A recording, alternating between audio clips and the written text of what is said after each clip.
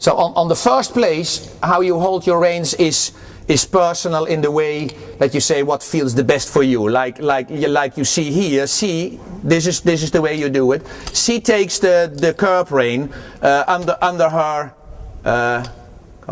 under her pinky. Yeah, if I say pinky, then was not the word I will come in with, but but that's okay. You understand? Myself, I have it crossed, and I have my ring finger in that. Not the pink, but that's what I do. That's a personal. Yeah, that's what she shows here.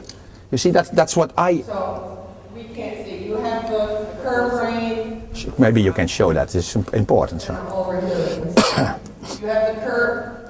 You hold the curve. What she shows now, that is what I personal do. Huh? That I say I have the snaffle. The snaffle, actually in the same finger as that we write with the snaffle. The outside of and then the curb rein is on top of that. Okay. So I have the same feeling in my hands on my finger as I have when I use the snaffle rein, and I want to have the same feeling now.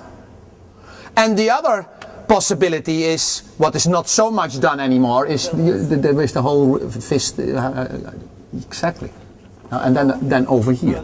Yeah, exactly. That's a possibility. What is allowed? It's still in the rules that you can do that. That's not that you say that.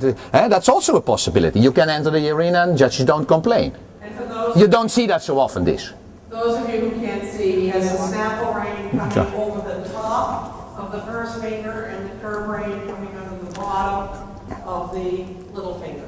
Yeah, and then we have that possibility from 3 reins and 1. That's also still out of the rules.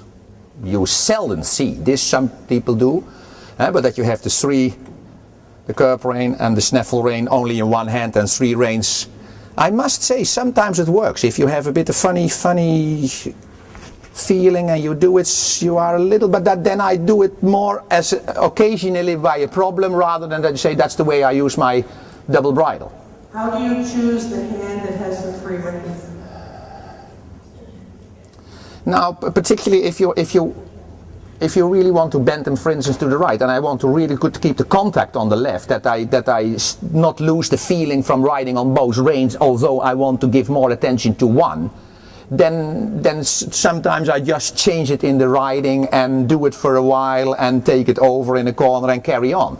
But it's not that I don't think we see it anymore. I have seen it in the old days that some riders did it in the test, but still it's an acceptable system. I think still I'm not that 100%, but I still, maybe you know better than I do probably, that it is in the rules still, that you can do 3 reins and 1. And anyway, but what I find, what she showed, the way I did that with the thought that I think the pressure in my hand, the feeling in my hand is exactly the same as that I use my snaffle rein, and I prefer the snaffle and I want to go for that feeling, and if the curb comes in, I shorten that curb rein on purpose for a moment, and as quick as possible I want to drop it again.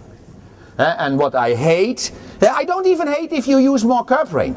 If you, the older people maybe even can remember, in the old days it was the highest standard in classical dressage to ride the horse only on the curb.